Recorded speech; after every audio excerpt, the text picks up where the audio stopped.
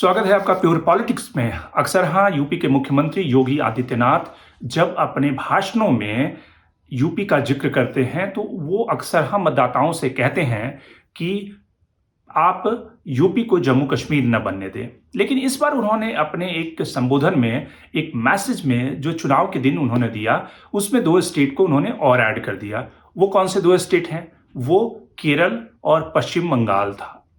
तो उन्होंने कहा कि आपका वोट कीमती है, आप अपने वोट को वेस्ट न करें और जिस तरह से डेवलपमेंट हमने किया है, आप अगर यूपी को चाहते हैं कि वो पश्चिम बंगाल न बने, केरल न बने, जम्मू कश्मीर न बने, तो आप वोट बीजेपी को दें।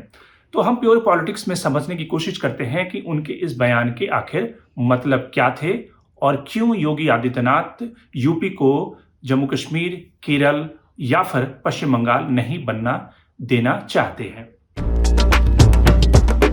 अब शुरुआत हम कुछ आंकड़ों से करते हैं। जो नीति आयोग का डेटा है, नीति आयोग का जो डेटा है, जो डेवलपमेंट के पैरामीटर्स के आधार पर नीति आयोग ने राज्यों की एक रैंकिंग की थी, जो कि पिछला जो उनका आंकड़ा है 2020-2021 के लिए, उस आंकड़े के हिसाब से जो केरल है अपने हेल्थ पैरामीटर्स में टॉप पे है। यानी कि 75 अंकों के साथ केरल सारे राज्यों में तकरीबन सबसे बेहतर प्रदर्शन हेल्थ मानकों पे करने वाला राज्य है।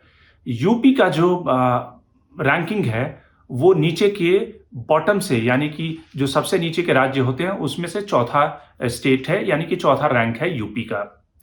जम्मू कश्मीर भी यूपी से बेहतर प्रदर्शन करता रहा है, यानी कि जो उसमें अंक दिए गए हैं, जो रैंकिंग दी गई है, वो 60 रैंकिंग अगर यूपी की है तो 62 रैंकिंग जम्मू कश्मीर की है। वेस्ट बंगाल की भी रैंकिंग यूपी से बेहतर है। अगर हम कुछ और आंकड़ों की बात करें, मसलन ये आंकड़े हैं आपकी लिटरेसी का, कि किसी भी राज्य में जो साक्षरता की दर होती है वो कितनी है यूपी में, पश्चिम बंगाल में और केरल में। तो जो महिला साक्षर हैं उसमें केरल 97.4 यानी 97.4% जो केरल की महिलाएं हैं वो साक्षर हैं, लिटरेट हैं। जम्मू कश्मीर की जो महिलाएं हैं वो 74 यानी कि 74.3% महिलाएं साक्षर हैं। वेस्ट बंगाल में 72.9% महिलाएं साक्षर हैं, लिटरेट हैं। यूपी में जो महिलाएं हैं वो 66.3% ही साक्षर हैं। अगर पुरुषों की बात करें तो पुरुषों में जो केरल का रैंक है वो 97% है। उसके अलावा जो जम्मू कश्मीर का जो रैंक है उसमें 90% है, वहां के पुरुष साक्षर हैं। वैसे ही जो वेस्ट बंगाल में साक्षर पुरुषों की संख्या है वो 80% और यूपी में 82%, यानी कि पुरुषों की साक्षरता में यूपी कहीं ना कहीं वेस्ट बंगाल का मुकाबला कर रहा है। महिलाओं की साक्षरता में तो केरल और जो पश्चिम बंगाल और जम्मू कश्मीर बहुत आगे है यूपी से। अगर इन्फेंट मोर्टेलिटी रेट की बात करें कि या जो नवजात शिशु होते हैं वहां पे अगर हेल्थ के पैरामीटर्स लो हैं, हेल्थ की सुविधाएं नहीं है, तो जो बच्चे जन्म लेते हैं वो जन्म लेने के बाद जिनकी मौत हो जाती है उनकी जो रैंकिंग करें उसमें सिर्फ केरल में 4.4% इन्फेंट मोर्टेलिटी रेट है। वैसे ही जम्मू कश्मीर में 16.3% मोर्टेलिटी रेट है, जो केरल के मुकाबले ज्यादा है। वेस्ट बंगाल में ये आंकड़ा और बढ़ जाता है, जो 22% है इन्फेंट मोर्टेलिटी रेट। और यूपी में ये जो आंकड़ा है वो 50%, यानी कि 100 में से 50 बच्चे जो नवजात होते हैं वो हेल्थ सुविधाओं के अभाव में, वहां माल न्यूट्रिशन या फिर अलग अलग फैक्टर के कारण वो उनका निधन हो जाता है। तो आप समझ सकते हैं इन्फेंट मोर्टेलिटी रेट में केरल और यूपी कहाँ पे हैं। अब आते हैं कि जो हाउस होल्ड जो इनकम है, यानी कि पर कैपिटा इनकम जो होता है किसी भी स्टेट की, पर कैपिटा इनकम वहां पे जो गरीबी का मापने का पैमाना है वो कितना है केरल और यूपी में। केरल में जो ये आंकड़ा है 1,94,767 रुपये पर कैपिटा इनकम है, प्रति व्यक्ति आय जिसको कहते हैं। पश्चिम बंगाल में ये 1,21,000 प्रति व्यक्ति आय है जो पर कैपिटा इनकम पश्चिम बंगाल में। जम्मू कश्मीर में ये जो आंकड़ा जो है 95,000 है पर कैपिटा इनकम। यूपी में ये आंकड़ा है 65,338 रुपये, यानी कि पर कैपिटा इनकम में भी यूपी कहीं ना कहीं फिसड्डी है बाकी राज्यों की तुलना में। अगर सैनिटेशन की बात करें कि हाउस होल्ड सैनिटेशन जो है वो इन राज्यों में, जिन राज्यों का योगी आदित्यनाथ ने उदाहरण दिया है, जिसकी तरह वो नहीं बनना चाहते हैं, वहां पे सैनिटेशन की जो प्रॉब्लम है, सैनिटेशन कैसा है। तो केरल में जो सैनिटेशन है, हाउस होल्ड फैसिलिटी जो सैनिटेशन की है, वो 98.7% है। यानी कि घरों में सैनिटेशन बिल्कुल तकरीबन 98% है, 2% ही कम है। जम्मू कश्मीर में ये 75% है, वहीं वेस्ट बंगाल में ये 68% है और यूपी में भी 68.8% है। यानी कि सैनिटेशन में मुकाबला यूपी और पश्चिम बंगाल के बीच में है, केरल काफी आगे है। अगर और भी कुछ आंकड़ों को देखें, जिन आंकड़ों की हम बात कर रहे हैं कि किस तरह से जो स्कूलिंग 10th के जो बच्चे होते हैं और फिर 10th से ज़्यादा के जो बच्चे होते हैं, वो स्कूल जो जाते हैं और ड्रॉप आउट हो जाते हैं, उनका आंकड़ा क्या कहता है। जो स्कूलिंग का आंकड़ा है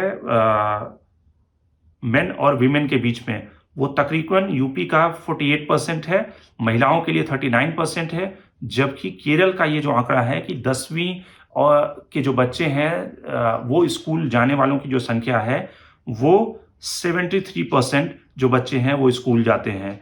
वही ये आंकड़ा जम्मू कश्मीर में 68% है, पश्चिम बंगाल 34% है, जो कि आसपास में यूपी से है। यूपी का आंकड़ा बेहतर है पश्चिम बंगाल की तुलना में अगर इस मामले में करें। इलेक्ट्रिसिटी, जो जिन घरों में बिजली है, वहां पे आंकड़ा क्या कहता है।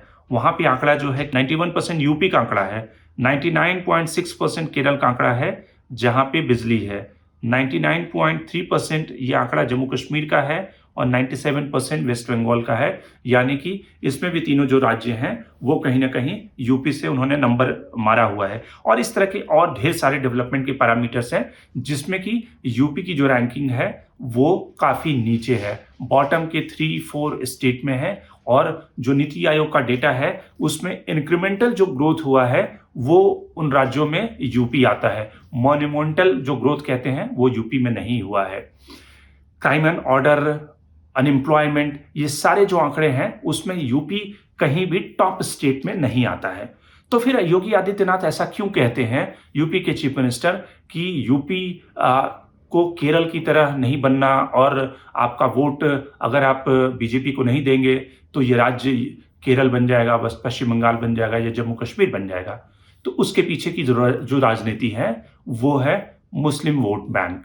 यानी कि जो केरल है वहां पर तकरीबन 26% मुस्लिम आबादी रहती है, पश्चिम बंगाल वहां पर तकरीबन 29% मुस्लिम आबादी रहती है और जम्मू कश्मीर तो एक तरह से वहां पर तो मुसलमानों की बहुतायत है। एक तरह से आप समझिए कि 70% से ज्यादा वहां पे जो मुस्लिम डोमिनेटेड वो राज्य है। तो कुल मिलाकर ये बयान इसलिए दिया गया है क्योंकि अगर आप राज्य को मुस्लिमों से बचाना चाहते हैं, अगर आप जो मुस्लिम कम्युनिटी है उसका डोमिनेंस नहीं चाहते हैं, आप उस तरह से जिस तरह से ब्रांडेड किया गया है उस कम्युनिटी को कि ये कम्युनिटी जो है वो कहीं ना कहीं तमाम फसाद की जड़ है, क्राइम लॉ एंड ऑर्डर की प्रॉब्लम की वजह मुस्लिम है। तो अगर आप इस एलिमेंट को अपने राज्य में नहीं चाहते हैं तो वोट आप अपना वेस्ट न करें, वोट सोच समझ कर दे। ये कहने का मतलब था मुख्यमंत्री का और एक तरह से चुनाव को पोलराइज करने का जो उनका एक एफर्ट था वो कहना चाहते थे।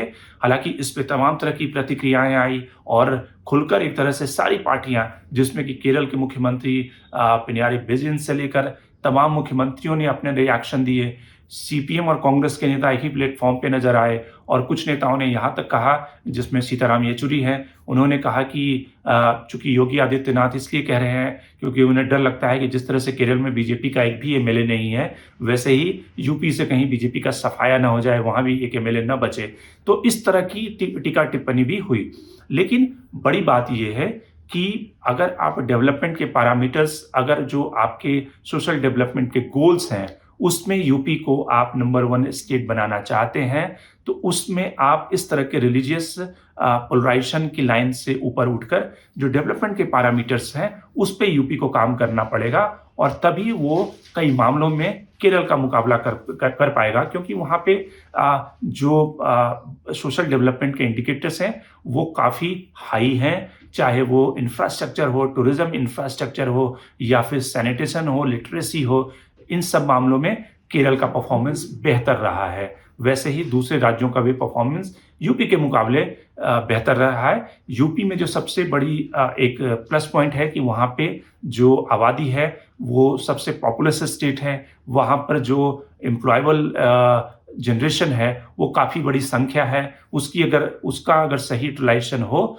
तो यूपी एक नंबर 1 स्टेट, नंबर 2 स्टेट बन सकता है। लेकिन उसके लिए ज़रूरी है कि इस पोलराइजेशन के माइंडसेट को छोड़कर आप डेवलपमेंट के पैरामीटर्स पे काम करें। Shankar Animesh the Print. लेकिन आप हमारे यूट्यूब चैनल को सब्सक्राइब करना ना भूलें और अपने कमेंट्स, अपने रिएक्शन लगातार हमें भेजते रहें।